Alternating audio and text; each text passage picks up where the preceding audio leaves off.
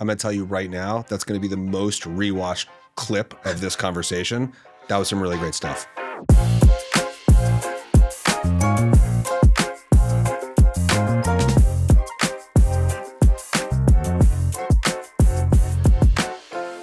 Welcome back to What's Working, a series of conversations with the people behind the workplace. I'm Adam Landsman, Senior Vice President of Growth at Sharebite, the #1 meal benefits platform built exclusively for business. I am here today with my good friend Gerard Visser, someone who has led global workplace, hospitality, operations at major companies such as Ramp, SeatGeek, and more. We're here to talk about what's working for you in your career. Welcome, Gerard.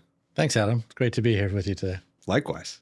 On this episode, we're going to explore the philosophy, the hard-won lessons, and the practical instincts that have defined your approach. Let's start with your background. You studied hotel management before making the move into what you've called corporate hospitality. What drew you into this environment and this career path? The honest answer? Yes. Not working nights and weekends. I was looking for a day job, as you call it, but wanted to keep my love for hospitality and being able to entertain and make people happy. And why not in the workplace? What's some of the most underrated things about the hotel industry that they get right about the office, or in their case, the hotel? It's the way they approach things and the way they look at everything.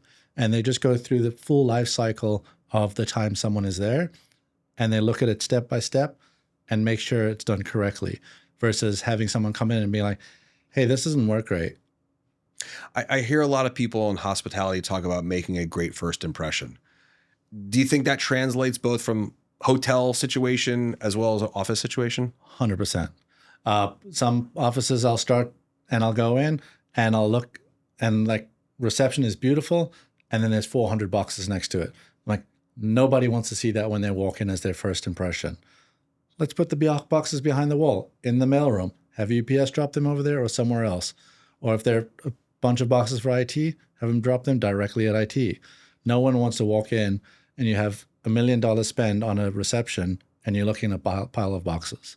Now, that makes a lot of sense to me. I'm a detail-oriented person. It's your, specificity in your job. Is that sometimes hard to convey to others in the organization that are thinking about how they might want the office to look and feel? It does, but thankfully they get on board very quickly when I'm like, this is how the experience will change if we change these things. And at the end of the day, you want everyone to have a good experience. And I never like to say no. I like to come in and offer opinions and something else. Like, if I'm telling you, no, you can't do that, you're going to be like, well, this guy sucks. But if I'm like, hey, unfortunately, you can't do that, but if you want, we can build it this way or this way, that could kind of get to your answer. Would that work for you? And that's another thing, like the hospitality school teaches you. Never say no to a guest. Always think of a different way to do something or apologize. Because if you're giving them two separate options, it's now back in their hands to make a decision and they feel in control again. So the title of head of workplace can mean a lot of different things to different people. What do you do in that role? How do you define your job? I actually get this question a lot, especially from friends. And I'm like, what does it mean? I was explaining to someone yesterday and I was like, what used to be facilities and office management and real estate manager are all one role now, known as workplace. So head of workplace oversees all real estate transactions, from finding the real estate broker to going out, sourcing different offices. Then once the office is selected, present the options to the execs, go tour. Then once that's done, actually building out the space, then the move, which is the most fun part for everyone. And then what brings up the most disdain in people is the seating chart. Who sits where? Everyone wants a word in the game. And then you have just everyday happiness in the office. What's our snack program look like? What's our lunch program look like? What are we getting for dinner? People have opinions on everything, especially how hot is it? How cold is it? What can we change? A lot of the time, the building control these things. So we always suggest to folks, bring a sweater if you run cold. We can get a little heater if you're running too cold. But work with the people on the everyday items. Then the facility side of things is, what's the upkeep? AC is not working. How can we get it up and going? The big thing on people's minds these days is CO2. Do we have enough natural airflow from the outside? What's pushing through the office? And then how is the office actually set up? You want to be thoughtful in how you do it. Don't just have 500 desks in a row. Have 200 desks, some open space where people can sit and congregate, then have another 100 desks, then more open space. Everyone should be able to see a co-working space from where they sit so they can have it in mind. Because if it's out of sight, it's out of mind. I will tell you, back to the AC, the coldest days in any office are in the midsummer when it's 85 degrees outside. 100%. A lot of things that you talk about, I've heard people refer to as nice to haves or must haves. How do you think of the difference as it relates to some of the office things that you mentioned and whether they fall into the nice to have category or must have? Nice to haves fall into your finance department. What will they allow you to do? Having a supportive CEO helps a lot, and CFO, of course. We want people in the office. I'm like, great. This is the nice to have. This is the must have. I see food programs as a must have because once, I know everyone hates these words, but when we did talk about RTO and getting people back in the office, bribery was the best medicine. You offered lunch and people came in for a free meal. No one wants to sit in a small New York City apartment. They want to come and sit in an office. But you need to make it better than commute, better than home. So it was offering food. Then it was offering better snacks. Then it was like, then you get to the nice to haves, which is like a coffee cart once a month, or even a barista full time at some companies. Or we started doing dinner service when we wanted to get more out of Q4 sales. Just keep adding to the nice to haves. And then people are in from 9 a.m. and they're there till 7:30 p.m. because they want to be there, not because they have to be. That's great. So you worked at Ramp during a period of explosive growth, new offices, expanding footprints, employee scaling. What does an environment like that demand of a workplace leader? To always be on. There's no turning off. We had one instance where 11:45 p.m. I got a call because the Okta sync into our badge scanning app just stopped working. It was no fault of our own, but Okta had somehow turned it off, and thankfully we were able to fix it overnight. Their engineers had it up and running by 2 a.m. and people could get into the office the next day. But it's nonstop. It's looking, and it's also a lot of a guessing game when it comes to headcount, because you have assumed headcount, probable headcount, then actual headcount. When you're looking, I was chatting with a company today who's right now they're 250 people. By the end of this year, they're going to be 500. By the end of next year, they're going to be 1,000. That's not your traditional workplace needs. So you figure out at what point are you going to have a large enough space where you'll need a leased office for 10 years? Then because you know you're going at rapid growth, you want to put in a 3 and a 5 year break just to have that risk taken out. But in the interim, if you're only 30, 50 people, use managed services. Things like WeWork, the Mail-In. We have a great provider, Serendipity Labs out in Denver, where we had a 20-person office, but a year later, we were 50, and they were like, no problem. We just moved to the other side of the floor. So figure out which companies can work with you or agile that can revolve around you and make the difference. As complicated as space is to provide for a growing population, I think culture sometimes is even harder. What are some of the hardest things in the way you've solved that about keeping the right culture that you want as a company scales through some of those headcount growths? Get it right in your HQ and then take that playbook everywhere else. Not only do you have it set up correctly the first time, but once you know what works, you just have it in every office. That way you have the same feeling across the brand. Someone walks into another office, they already know they're going to be snacks. They're going to get lunch. They're going to get dinner if they're working late. It's like, we'll have coffee. We'll have everything you need. We'll have the same badging system for offices where possible. Sometimes the buildings don't always allow it. And just make it easier. Great. Let's get into some of the more tactical items. What are some of the non-negotiables? And maybe less so around the food and the coffee, which I think are certainly at the top of the list.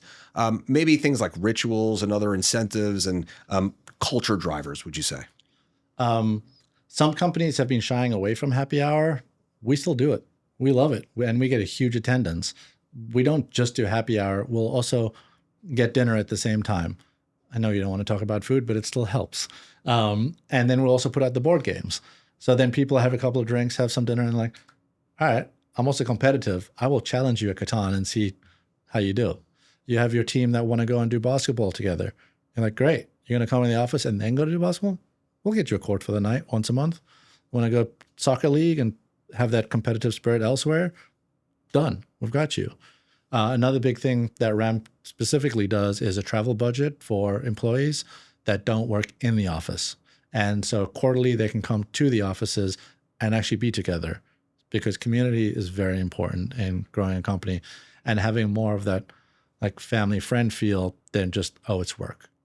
All right, let's talk about some metrics. Okay. So with all these programs that you implement, how do you measure them? What tools are you using? What specific metrics are you trying to keep track of that are important to help deem whether something is successful or not? Usage is by far the most important, and then obviously office attendance and how it affects it. We have people in 3 days a week, and you get a dedicated desk, and we track your badge data. We also track Wi-Fi connections. So we know when you're in the office, not everyone badges in all the time. Sometimes people trail in. So you look at a secondary point of contact to make sure people are in. But using that data, you can see where you're going from like 300 on a Monday to 575 on a Tuesday, Wednesday, Thursday, back down to 250 on a Friday. People are in Tuesday to Thursday. Why are they in? Those are the days when everyone does their events. That's when people do their breakfast. That's when they go and do yoga together after work, or just decide, hey, we're going to do our own team happy hour on a Thursday, or go play paddle together. People love being out and about together. So I can't believe we're still talking about RTO, return to office, but we are.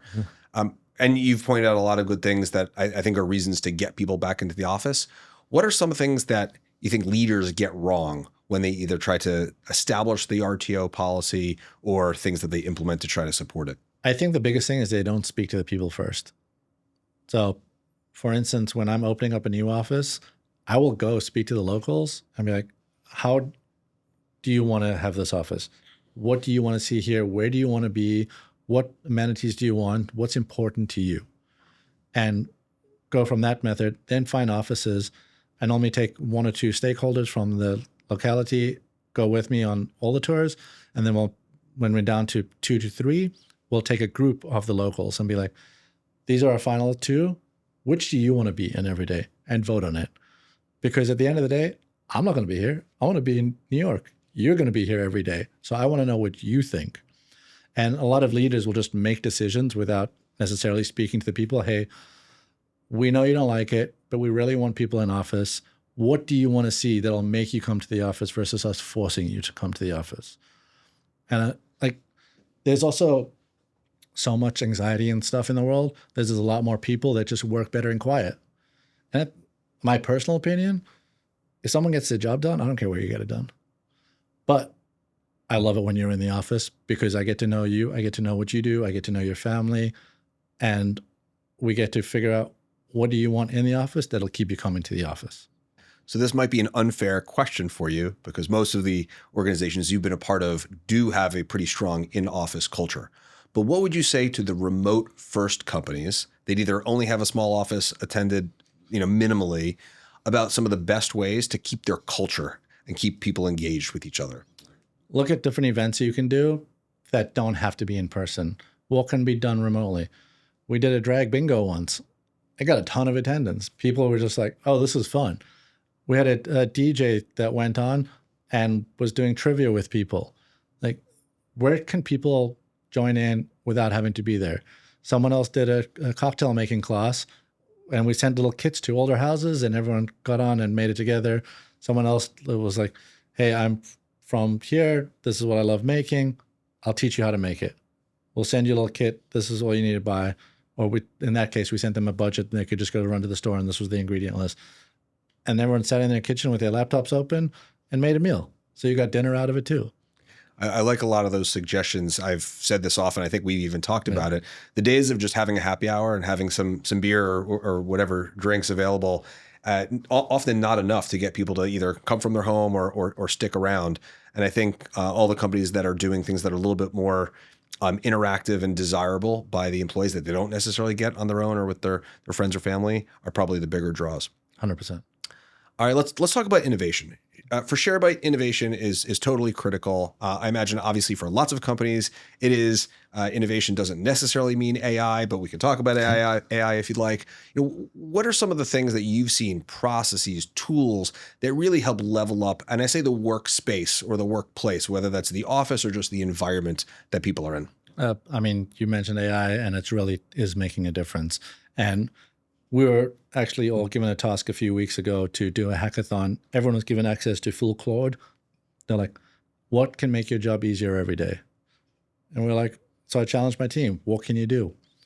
I built out a skill that would run in your Gmail inbox every day. It would tell you if you had a calendar invite from an external party that you hadn't accepted yet, because security turned off automatically accepting external invites. It also runs through all your messages, and anything that has unsubscribe in the bottom will automatically mark it as read. We didn't delete just in case there was something important in there. And the third thing would be it would run through your threads and see if you were meant to respond to someone but did not, and it would flag them in different colors for you each morning. Another thing we actually went and ran all the badge data, we used Office Space, and they had an API that would plug directly into Claude, and it'd be like, great. In the last 60 days, who's been here less than 3 days a week? And then for benefit of doubt, I was like, all right, make it 2.5. And they're allowed 1 week off if there was no days in 1 week because there was probably a vacation, etc. Now go look in Slack, who's their manager, create a Slack message, and it Slacked 167 managers saying, hey, these people haven't been in at least 2.5 days a week over the last 60 days. Do you have a reason why? Could you please let me know if there is, or if they're not going to be using the desks anymore. That was awesome. I'm going to tell you right now, that's going to be the most rewatched clip of this conversation. That was some really great stuff. Thank you. This may be too similar, but I always like to ask people, what are some of your career thus far highlight reels? Things that you've done, things that you've implemented along the way that you said, that was a good one, right? If I had the opportunity in a similar situation, I would do that again. Honestly, I know you guys brought me here, and this is not paid, but literally lunch in the office. I did it from back when I worked in hedge funds and I sold it to them. And the number one reasoning behind it is productivity. And people are like, but why productivity? You're giving people a break. I'm like, no. People get a break. But what happens is you're giving them $20 for lunch that arrives here. If I left, decided, what do I want, waited in line, ordered my food, that's 30 minutes. Then I get back to the office and then I sit down for 30 minutes. Eat, chat, done. That's an hour. If you're paying for the food, it's already there. You're going, sitting, eating, 30 minutes, you're back at your desk. So you're getting an extra 30 minutes of productivity. $20 an hour, that's $40K a year. Anyone making over that, you're winning. I'll just leave it at, I agree. All right, this has been awesome. We're going to get to the last section, which is our lightning round, if that's okay with you. Yeah. Some quick response. We call this section food for thought. So first thing that comes to mind, what is one thing every office should have? Good snacks, good break room, a place with music where they can go and sit and be away from their desk and just have a moment to themselves, or just scroll Instagram, or just chat to someone where they don't feel like they're at their desk. What is the most out there initiative you've ever proposed? When I was at OWN, we actually had once a week a barber would come in and you could slot time so you wouldn't have to go to a barber shop. A nail tech would come in on the other days, and you could also have your dry cleaning dropped off and picked up, so people could literally just come to the office and not worry about it. They still paid for it themselves, but they didn't have to go anywhere to do it, and we slightly subsidized it as well. Name a book, a person, or an experience that fundamentally changed how you think about people at work. That is a good one. Honestly, I don't know that it's like a single person or book, but going into like actually attending conferences and listening to how other companies handle it, and you getting perspective from all different sizes. You're getting small companies, startups, you're getting medium companies, but then you have like Netflix, then you have Nestle, who's a massive corporate company, but they care about these things. And getting the different perspective It doesn't matter how big the company is, you're all dealing with the same BS. People wanting small little things, people unhappy with temperatures rising or costs going down and not getting budget. Everyone's dealing with different things in a different way and coming up with creative solutions. So it's like being able to hear those solutions and being like, oh, we can implement that. It's great. Good. When you do those icebreaker games and people say, what's your one fun fact? What do you say? When I first moved to America and I worked at Mar-a-Lago, I got to give Oprah a tour of Mar-a-Lago. Okay. You had that ready. I know you're a golfer. What's your handicap? I'm not actually sure what my handicap is, but I normally hit like 86 on the front nine, and then I go to the back. So there you go. All right, two more. What is your go-to office lunch? Oh, it depends on the day, but there's one place called Sambo, and their steak is so good and they make this crispy broccoli with buttered rice. Calories must be off the charts, but it is delicious. All right, last question. Finish this sentence. People do their best work when? They're happy. They're happy. They're happy. All right. As simple as that. If your people are happy at work, they're comfortable. If you're supporting them, they'll keep putting out. Thank you, Gerard. This was awesome. Hope everyone appreciated words of wisdom by Gerard Visser. Thank you so much, Gerard. Thanks, Adam. It's great to see you and happy to chat.